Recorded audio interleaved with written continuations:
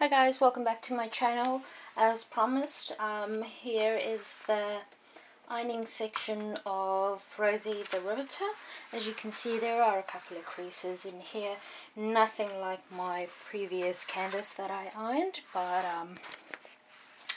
it still needs some TLC. So first off, we're just going to give it a spritz. I'm actually quite excited to do a time lapse. I'm not sure how I'm going to work that with the software yet. So, new challenge for me, very exciting. And it will be nice to see how Rosie comes out as well. Because my aunt has a print up of her in her kitchen. And after I made her birthday present, I initially made it for her kitchen, but she decided she rather wanted it in her lounge. And I saw Rosie and I said to her, well, I asked her if she would mind if I made her a diamond painting of Rosie. She said she's fine with that, so we're going to give it a go and see. It'll be good actually to compare the picture to the diamond painting. I still think it's going to look pretty good. It's a I wouldn't say it's not simple as in special, simple as in straightforward design. Not a lot, an extreme amount of detail. If you go and look at some patterns, it is, say for instance, if you think about a floral diamond painting, there's a lot going on in the picture. Whereas with Rosie, there isn't necessarily that much going on.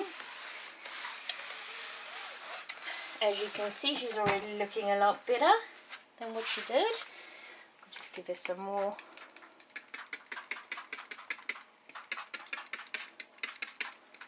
Spritz.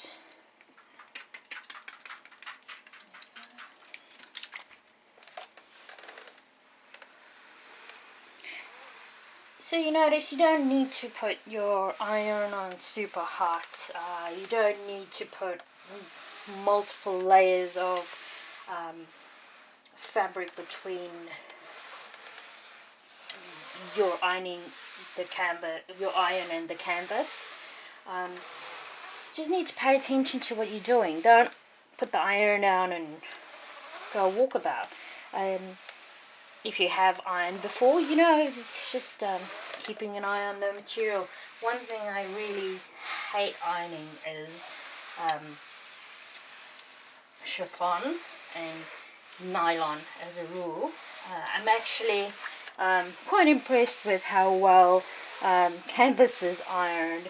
If you go and think of those nylon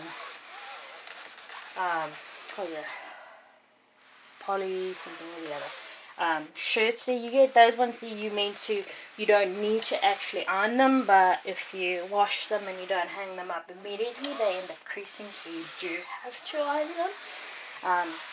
I always find those horrible. Okay, so I'm just gonna keep going for another session just for this line here. But as a rule, she's looking pretty good.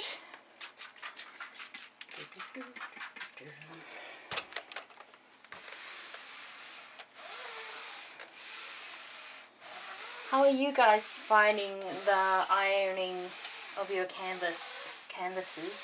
I do know a lot of people say that they hate ironing. I'm not a huge fan, but for some reason it's different. It doesn't feel like a chore. It's more like a part of the DIY process and the creativity process. Ultimately, it would be great if you didn't need to iron your canvases, but it's, you know, part of the process, I guess. One of the things that happens. You know, I have a lot of I wouldn't say respect as well, but a lot of empathy when it comes to the guys that actually make these canvases, because I don't know about you, but I have myself tried putting adhesive on one of these guys, and it's not as easy as it looks. There's definitely some skill involved, and sometimes you win and sometimes you don't. Let's have a look, see here. Right, that's not actually on the, that's just the paper itself, but I'm just going to give it a once over. And everyone's going, "Ah, I'm melting!" Yeah, no, it's okay. Just, again, pay attention to what you're doing. Right, let's have a look at Rosie. Hey, girl. Ooh, some nice colour blocking on this one. I'm thinking I'm going to start on this one. I've started doing my dandelion, but I might do this one first, because look at her, she's beautiful. Pull it up a bit more. Getting stuck there in the corner. Oh, let's zoom you guys in. Look at that. It's so awesome. I love it. Right. Whoops. The other way. There we go. Right. So here and there's a bubble. That's a bubble. That's a bubble. But these are all repairable, so I'm not too fussed about that. While I have you here, so what I normally do is I'll fold this in half.